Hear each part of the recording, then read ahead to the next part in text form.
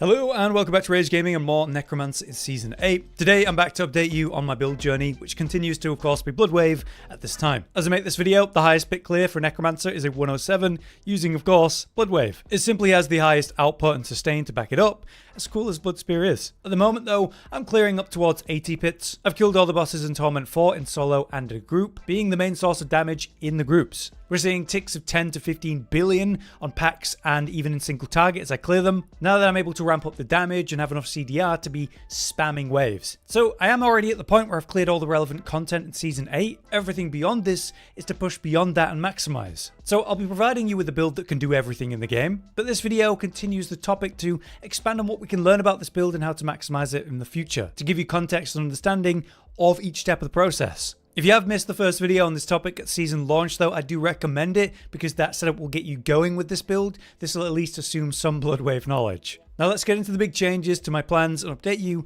on where I'm at and why. We'll start with an important topic that is the boss powers and how something that I was planning did not actually work out. I was planning on using Belial's eye beams as a modifier. What happens is as you activate your main boss power, it gives you stealth for 2 seconds. And then that gives you this massive multiplier for increased overpowered damage while stealth. So whatever you do to break the stealth, that's going to get the modifier. So essentially you're forced to not accidentally break your stealth with any other action than Bloodwave.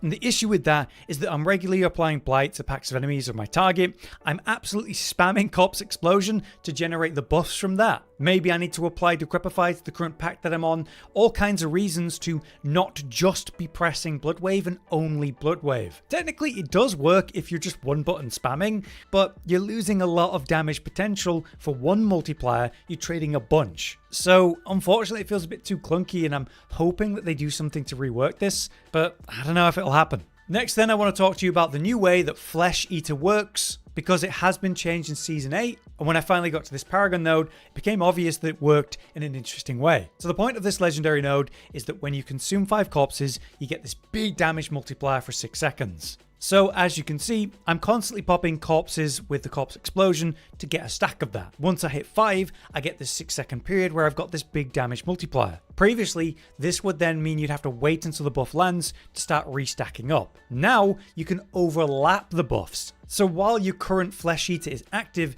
you can be building up the stacks for the next one to kind of have, well, permanent uptime if you have enough Lucky Hit and enough corpses being generated through Lucky Hit throughout a fight. If you're mobbing, it's infinite. And in single target, once you hit certain thresholds with Lucky Hit, it becomes consistent enough to be up the whole fight. This means this massive multiplier has become much more consistent. You just have to be aware of that, absolutely spamming Corpse Explosion pretty much the whole time. Now, another detail that's changed about the build is the lack of corpse tendrils, which I was using last time for a pretty important effect. The downside of not running this means I'm no longer running Blighted, meaning as we corpse tendril pull in enemies, we generate blood orbs, and we use those to restore the cooldown of Bloodwave. When you don't have enough CDR, this is an incredible way to bridge that gap, and now that I do have enough CDR, I can drop it, but I wouldn't recommend this until you're ready. So that's an important thing to know going into this build change. On that note, because I'm no longer using corpse tendrils, I'm also no longer needing the aspect of Grasping Veins. This was previously providing me up to 25% crit strike chance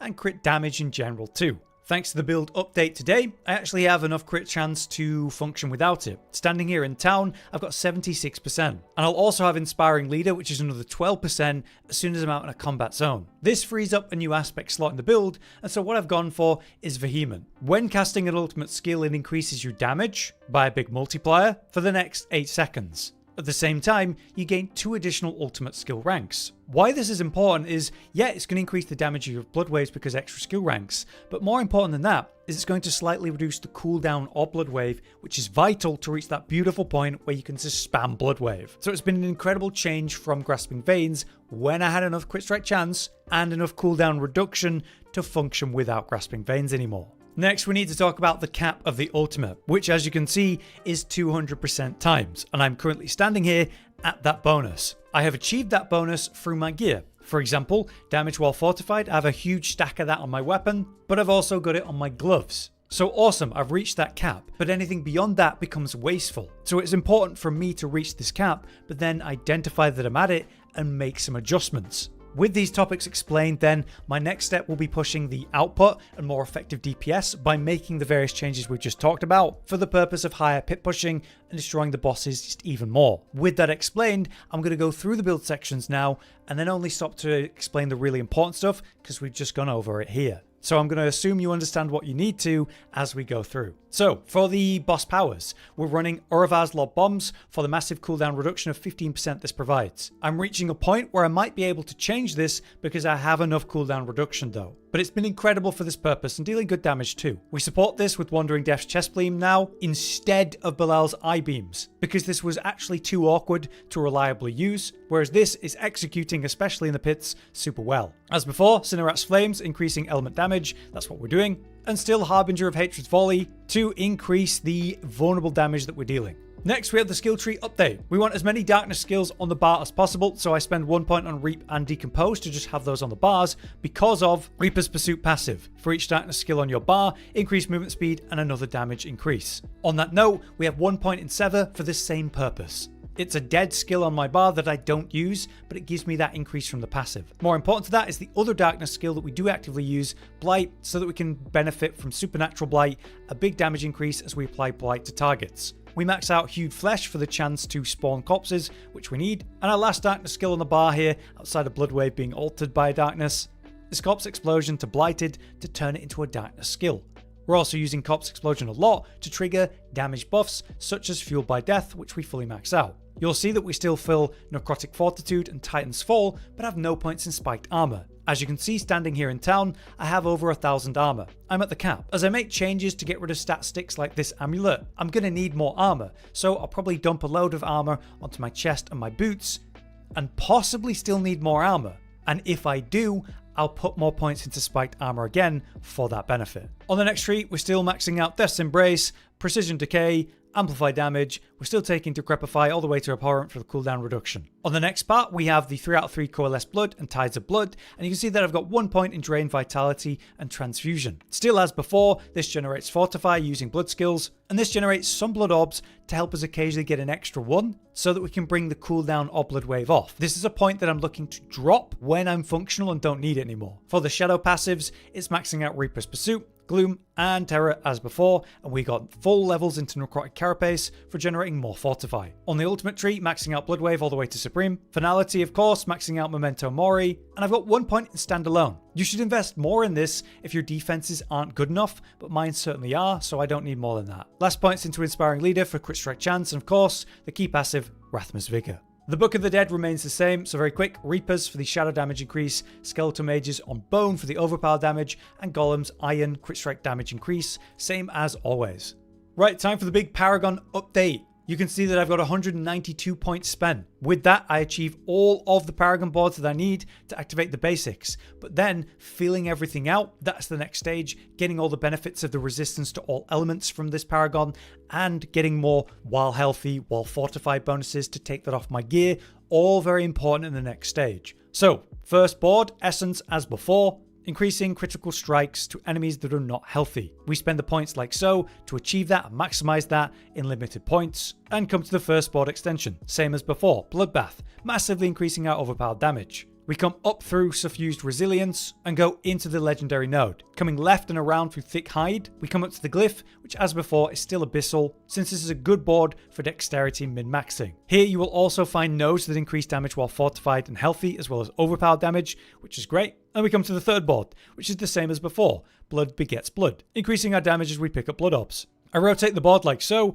that I can come through Recuperate on the way in, as well as Vampiric. This brings us to the Glyph socket, which as before is Sacrificial, as a great spot for getting easy intelligence to get this activated. I may rework this path though, so that I'm not getting at 45 compared to 40. I feel like I could clean this up if I had some more points to work with. Anyway, I spend the points like so. I'm also picking up extra nodes that aren't necessary if you have no points left, like extra blood damage to come to later. But there's lots here that I'd like to pick up, like Invigorated too. Coming to the next board then, as we've already looked at, Flesh Eater. Consuming 5 corpses gives you this massive damage bonus for 6 seconds. We're constantly popping corpses with Corpse Explosion. This is massive. So I rotate the board to come down straight to this as quick as possible. Then also come down to the Glyph, which is Eliminator. This was not actually my choice. I was looking at Amplify, and you might be wondering about Imbiber as well, like we used to use this. As you can see, for every 5 willpower purchased within range, it increases damage while healthy. Further, the legendary bonus increased damage while healthy. This all leans into the modifier, the bonus of Blood Wave, damage increased while healthy and damage while fortified. So that glyph can actually be amazing for getting you to this cap, but once you're at it, it no longer serves that valuable purpose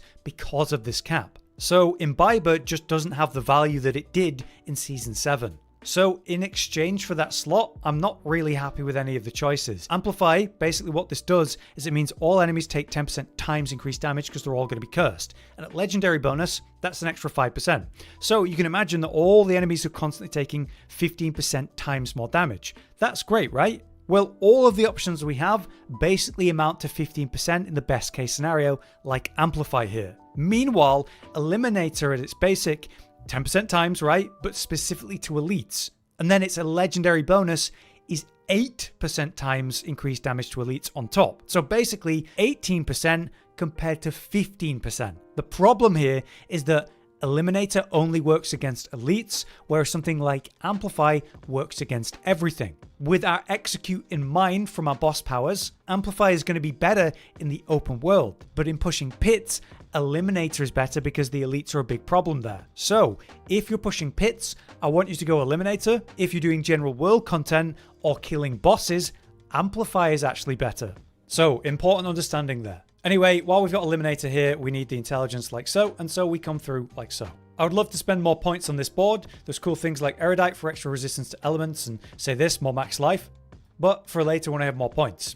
Final board then. This is Frailty, as it was last season. Cursed enemies take 10% times increased damage from you and your minions, and it scales up per second that they're cursed, up to that 40% times cap. Awesome. Very good in longer fights, like boss fights, and of course pits at higher tiers. That's why it's the last board. It's not as important to get early. Anyway, I rotate the board like so. You can see when I've got extra points, I do dip into Relentlessness for a little bit of max life and attack speed. But on the glyph socket, it is of course Dominate. This is a really important glyph that you'd want earlier than this. Like I had it on this board initially, but once I got to the 5th board, I brought it to the 5th board where it's easier to get the willpower. But anyway, it's going to increase your overpowered damage by a lot. And it's actually what I started to invest in first for the extra willpower nodes, to increase the benefits of that overpower. So obviously it's very good, and this is how I'm initially leveling it up. What's left now is to fill in the blanks, get all the extra rare nodes that I'm missing, and really just like buff up the Paragon board. But this is the min-max route to get it all online.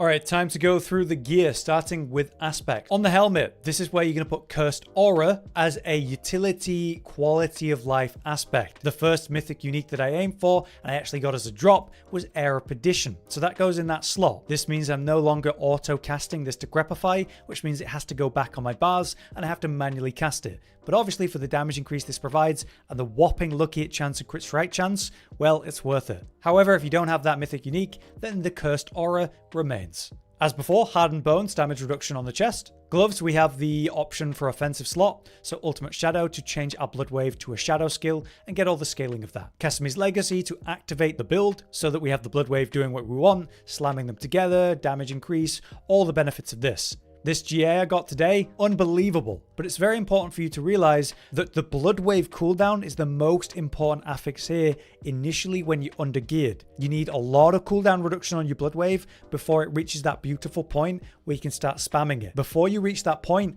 focus in on that. Yes, the chance for Blood Wave to deal double damage is nice and all the other stuff, but the most important stat to get going before the build feels good is Blood Wave cooldown reduction. I still have the stat stick of Yen's Blessing for the resistance to all elements, but I'm looking to clean this up and bring back in Cursed Aura on the boots and use this as an armor and resistance to all element slots once I get the boots. Next we have the weapon then, which is the two-handed mace, of course, for the overpowered damage inherent. I finally got one. As you can see, as before, as always, tidal aspect on the two-hand weapon to double up the waves and massively improve the damage. On the amulet, we now have sacrificial because I got a high enough roll of fast blood drop to put on a ring instead of the amulet and still be able to spam the blood waves enough in time. Then we have vehement brawlers, of course, on the other ring, dropping grasping veins for this, increasing your damage overall, but also giving you ultimate skill ranks for more damage, but importantly, cooldown reduction, reducing the cooldown of the skill. When it comes to the affixes then, obviously can't do anything about the mythic unique, but if you have the helmet,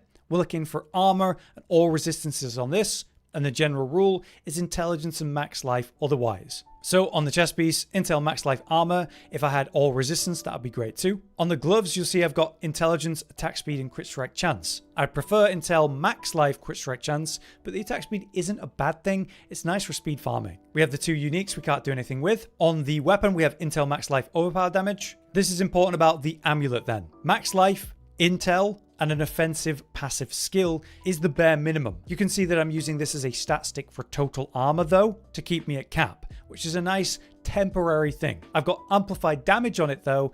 I would much rather a different skill. The damage increase I would get by having Tides of Blood instead will be massive. And then outside of that, you'd be looking at like Gloom and Coalesce Blood. Amplified damage isn't bad, it's still a damage increase, but it's not as good as the others. Intel or max life and then Tides of Blood and something like Gloom or amplified damage, Coalesce Blood, that'd be insane. For the rings, it's as before, Intel max life crit strike chance, because we need a lot of those. Then we have the tempering, important topic. On the helm, I've gone for total armor and lucky at chance. Lucky at chance is going to help with the cooldown reduction and a load of other benefits, so it's a nice thing to be able to temper. The armor is so that we can reach armor cap. So same thing on the chest, armor, lucky at chance. On the gloves and offensive slot, I've got damage while fortified and again lucky at chance. The damage while fortified is there to get us to that 200% bonus. Once we reach it, we're going to work this off the gear and rely on the Paragon to get us that bonus instead. So I'm starting that change as I start to invest in the Paragon to get this bonus. I'm going to change my gloves and change it to something else. Probably overpower damage. Can't do anything about the legs and the boots. On the weapon then, damage while fortified, same concept we just described on the gloves. Take that out, invest in the Paragon.